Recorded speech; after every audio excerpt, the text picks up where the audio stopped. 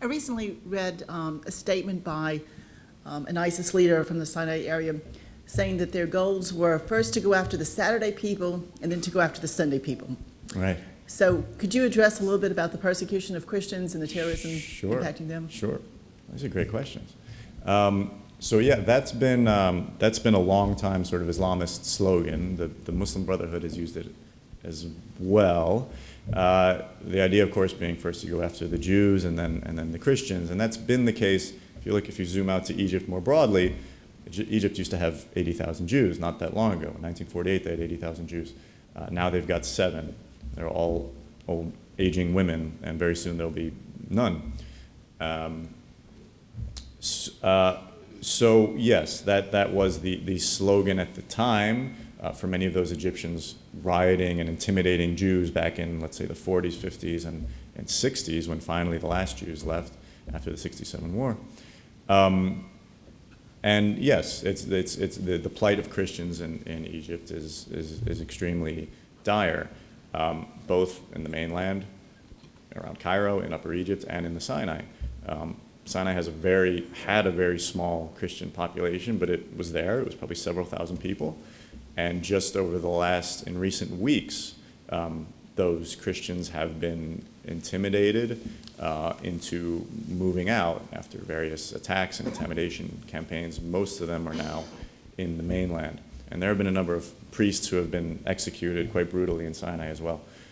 So that plight is real across Egypt. There's been a Coptic exodus in the years since the revolution, and now, sadly, in Sinai as well. Yeah. Yes, sir. I'm curious, the Bedouin philosophy is generally enemy to none, friend to all. So in the Sinai, what are they benefiting from by having their brothers and cousins and people die in these attacks? I mean, they must be getting something in return or seeing some benefit to their village or their tribe or someone. What are they getting? Money is the short answer. From where? From smuggling. It would be, my answer would be two parts, and it's a good question.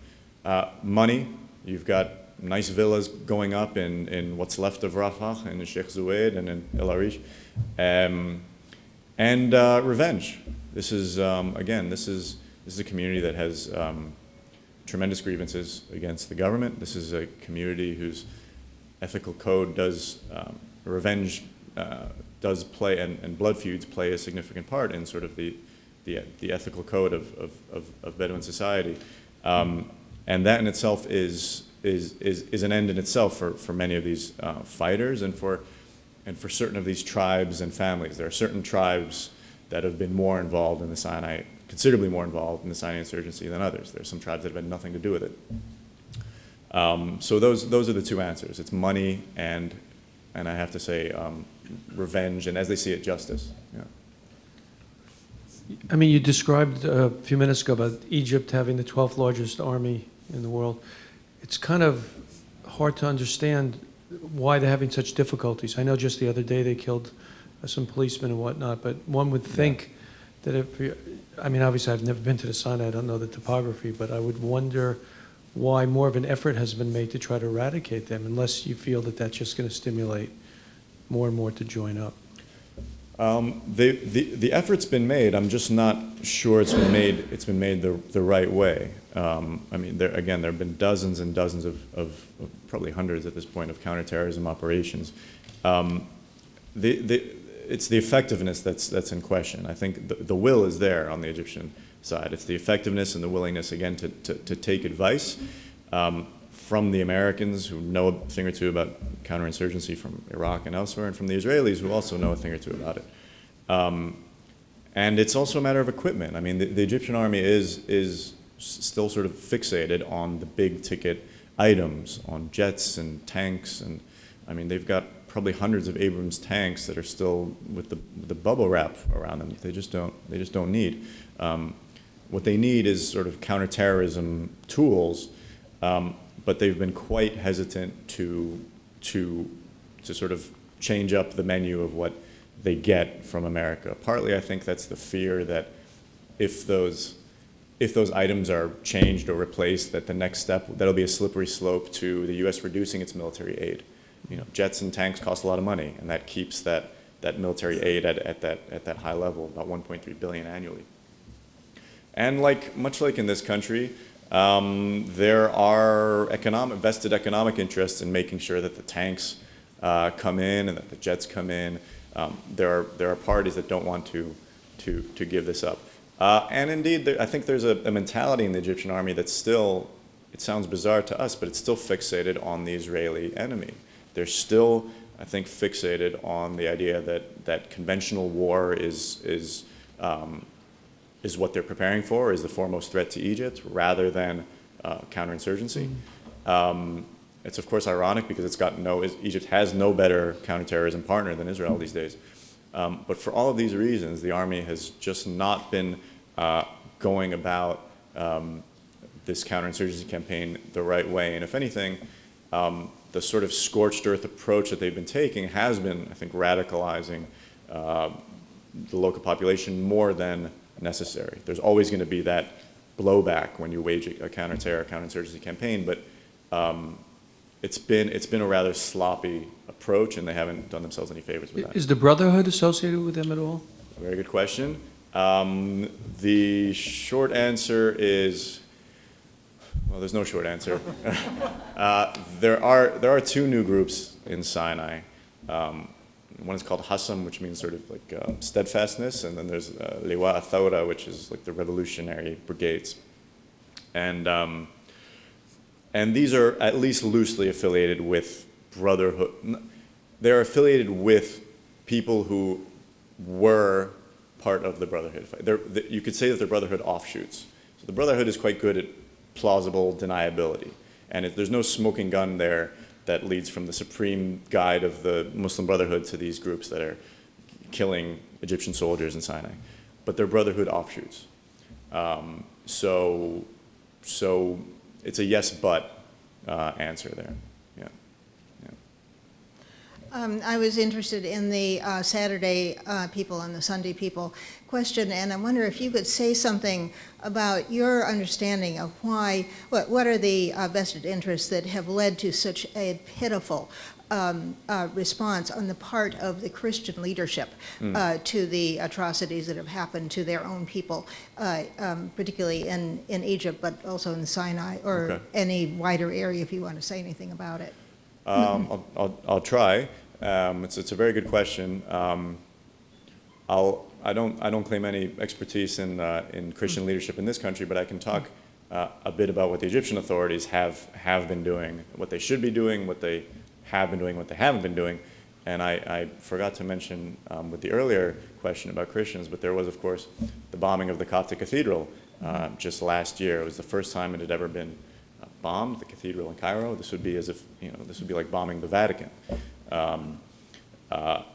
And President Sisi has made a lot of the right sounds about protecting Christians. He participated in a Christmas Mass in the Coptic cathedral, which sounds like the obvious thing to do for the leader of a country that's at least 10, 15, perhaps even 20% Christian. But in the Egyptian context, that's a big deal. No president had ever done that. He has talked about Egyptians as Christians as part of the Egyptian nation. The rhetoric has been there. The follow-through has been lacking. There have been a lot of churches, after Morsi was ousted, after the Brotherhood was ousted in 2013, there were a number of churches, over a dozen, in Upper Egypt and elsewhere that were torched by pro-Brotherhood mobs. And and of course the government promised that all of these will be rebuilt. Unsurprisingly, many of them have not been rebuilt. There have been recent laws about building churches, which the government portrays as very enlightened and everything, but they're not by any normal standard. They're better than the old laws, arguably, but they're still far from where they need to be. There are all kinds of restrictions on building churches in Egypt. I mean, building synagogues, forget it, but there's no one to pray in them anyway. But building churches, of course, they can't be higher than mosques. If you want to build a church, you have to show how many people. It's based on how many Christians there are. If you want to build a big church, for a small community, you can't do it. They make life very, very difficult. So the words, the rhetoric is nice. It's comforting. The follow-through has not been non-existent, but it's been disappointing. Mm-hmm. Yeah. Could I ask you a follow-up question? What is your understanding of the role of Christians and Jews in Egyptian ability of their government to deal with the with the Muslim Brotherhood? I mean, Right. is the fact that this is a suppressed group now inhibiting them, or is it just not that important? So I've for a long time believed, and if we could talk briefly, to your point about what Israel and Jews can do, I'm sympathetic to the idea that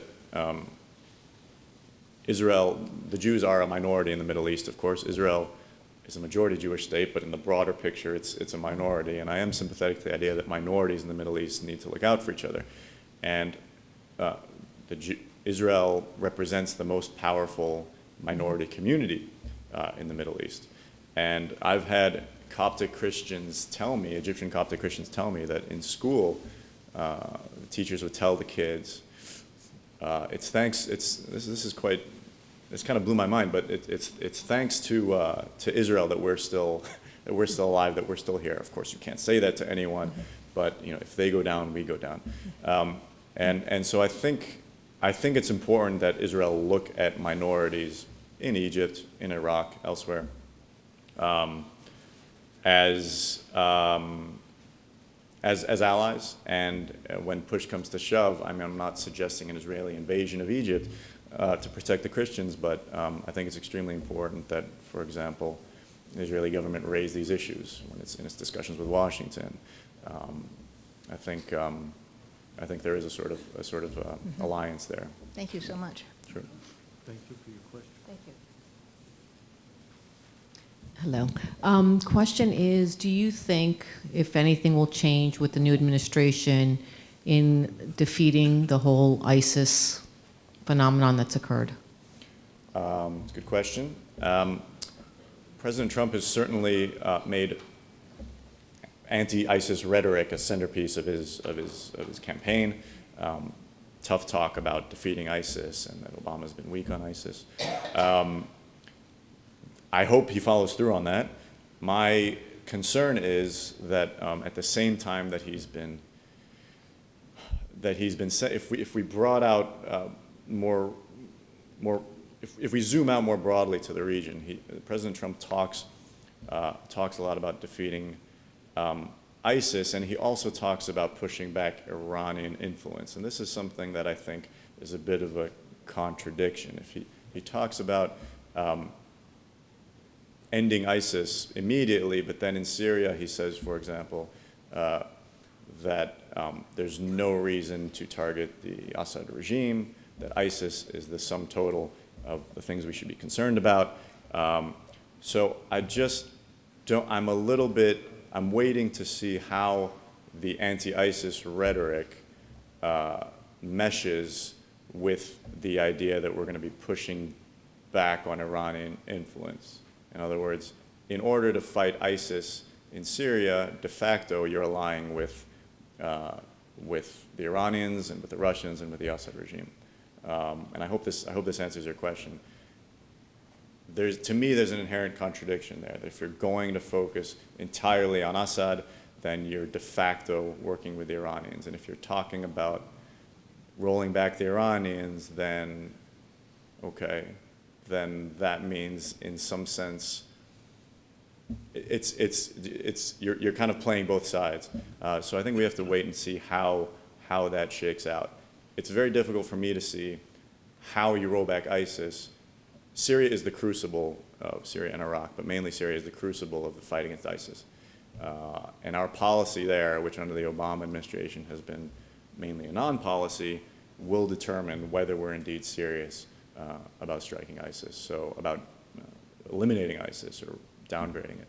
So me personally, I'm in a sort of a wait-and-see mode on that, but I think Syria would be sort of the place to watch. Yeah. What is the relationship between the Bedouins in the Sinai and the Bedouins in Israel, or is there any, and is their radicalization having any effect? Another very good question. There are family ties across the border. There are the Tarabin tribe, for example, is one of the biggest tribes in Sinai and in the Negev. And many sons of the tribe serve in the IDF in Israel. So it's somewhat, I think, confounding for us as Westerners to see sort of the same in the same family, arguably, or the same extended family, you could potentially have ISIS members and IDF scouts. I've never seen it, but I wouldn't be surprised. I think it's probably likely that that's the case. And there are smuggling links on both sides, just like the Bedouin smuggle to Gaza. They've historically smuggled into Israel as well, although now it's quite a bit more difficult with the border fence that Israel constructed in 2012. And that border fence was originally aimed to stem the flow of African migrants to Israel, but now that this insurgency is raging, it's had the added benefit of serving as a counter-terror tool. So there are family ties, there are economic ties across that border. In terms of radicalization, thankfully, we haven't seen it on the Israeli side, really.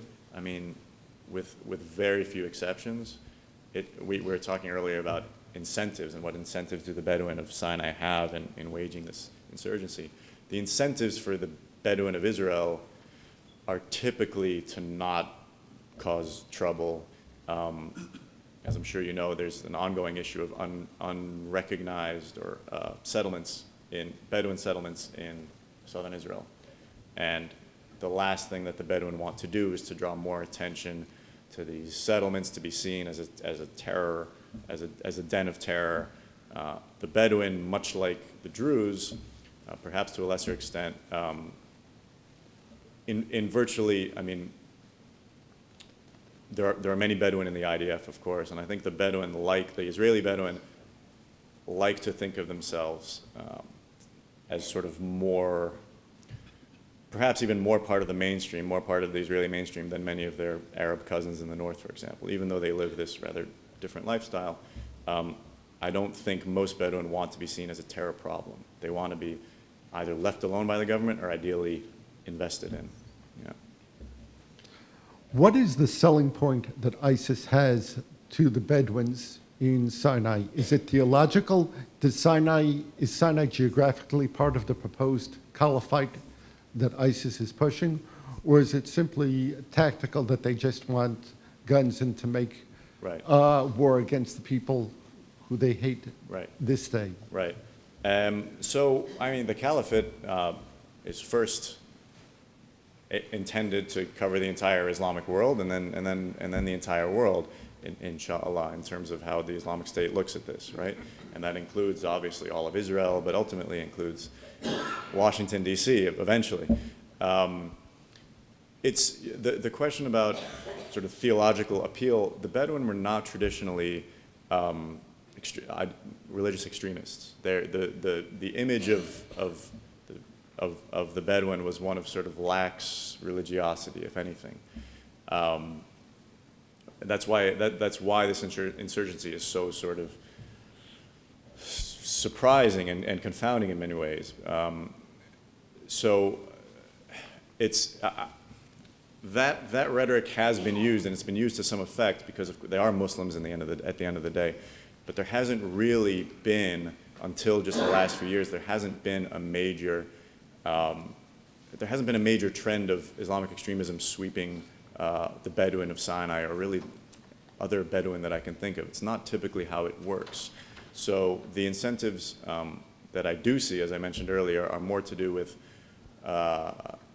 a sense of justice or revenge, and oftentimes in this region, when you start talking about justice and revenge, it takes on a religious hue, and that's the most sort of compelling framework that you can present to people to show that you're on the side of right.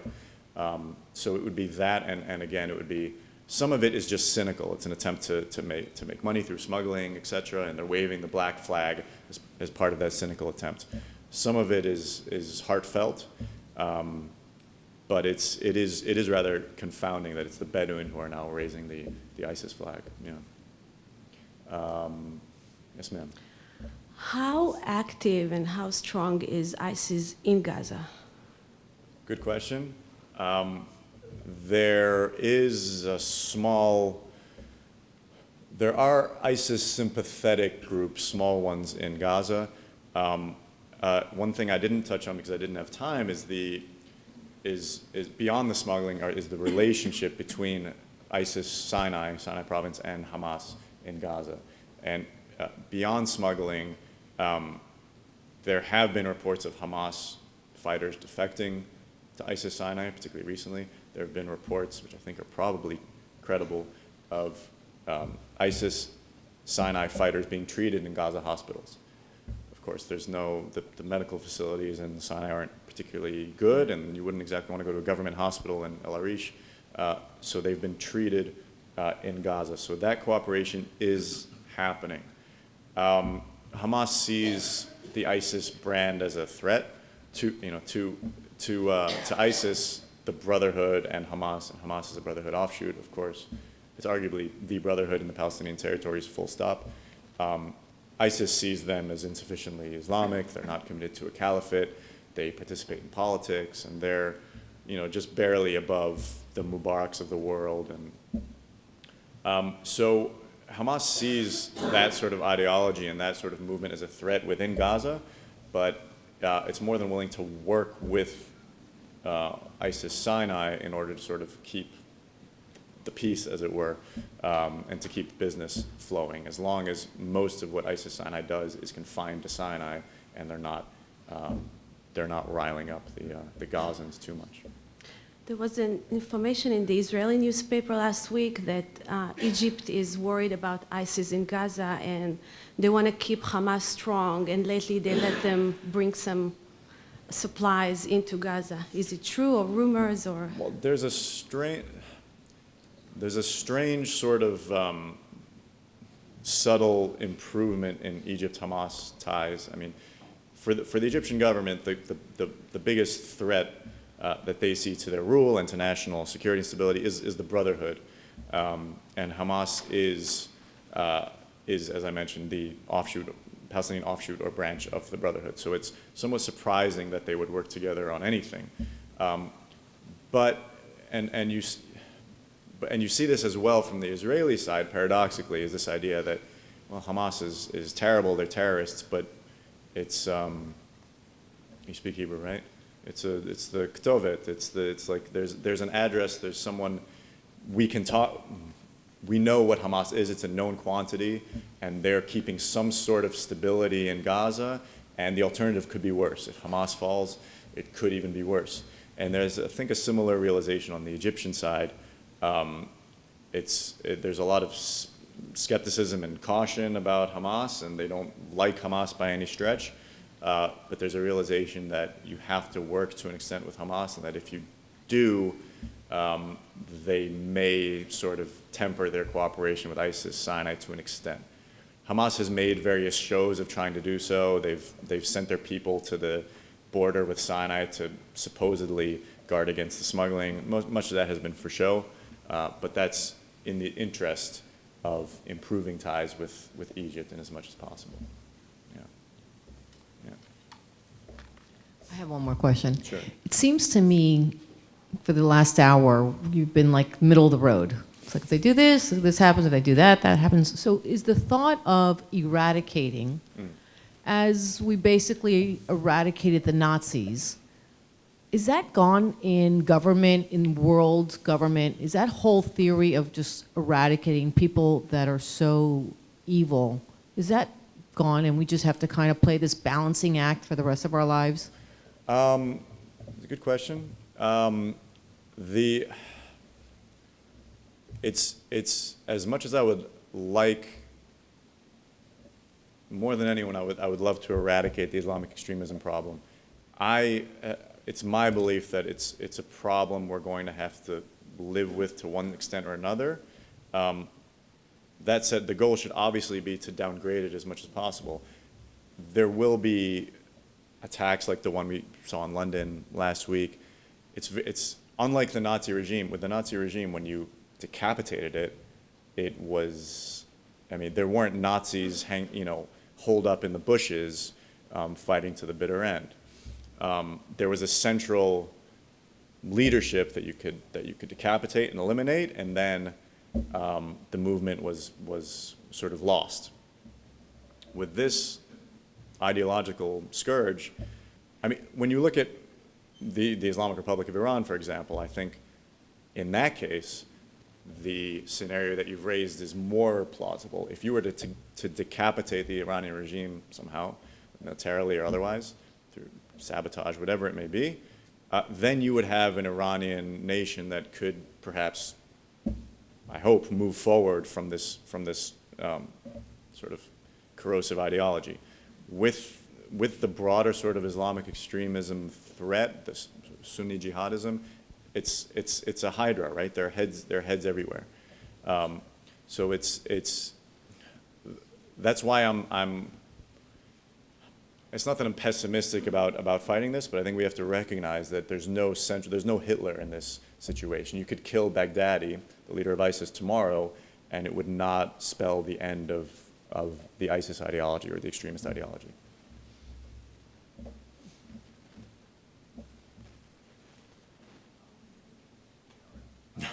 So I wanted to comment on something you said about the minority alliance. Yeah. Israel, you say its natural allies are the minorities, but I mean, that's been tried with the Maronites in Lebanon disastrously for Israel. Yeah. And now you look regionally, the minorities have kind of, be it in Syria or Iraq, they've kind of hung their hats on the Iranian regime or its proxies. Yeah. In Syria, the Christians are allied with Assad, same with the Druze. Popular mobilization units under the command of Iran have a Christian battalion. Sure. So how do you see, Israel still having an alliance interest with either the Christians or other minorities in the Middle East? It's a good question. It's one you and I have discussed in the office. This is my colleague, David Daoud. He's a plant. I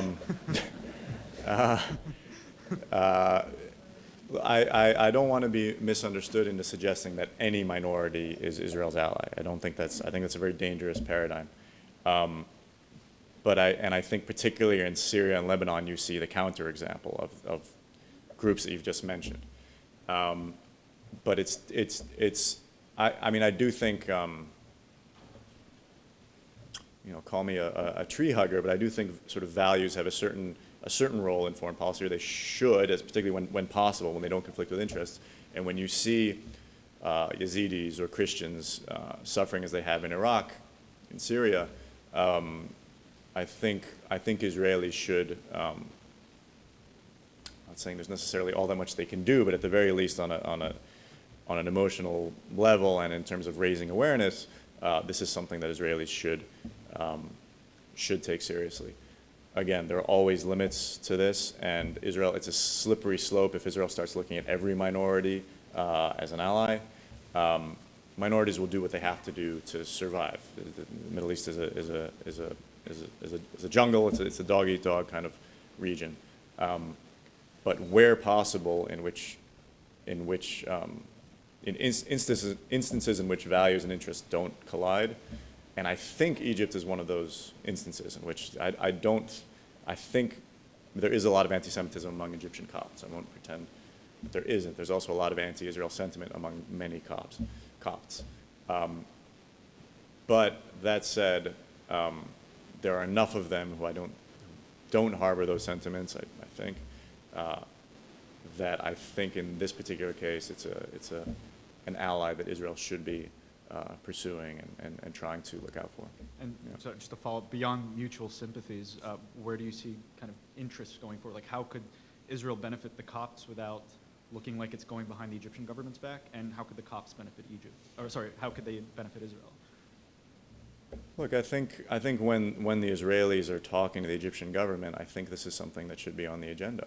I don't think the discussion should be merely about ISIS and Sinai. I think it's Egypt's responsibility to say, hey, look, let them build their churches. Maybe the Egyptians will listen, maybe they won't.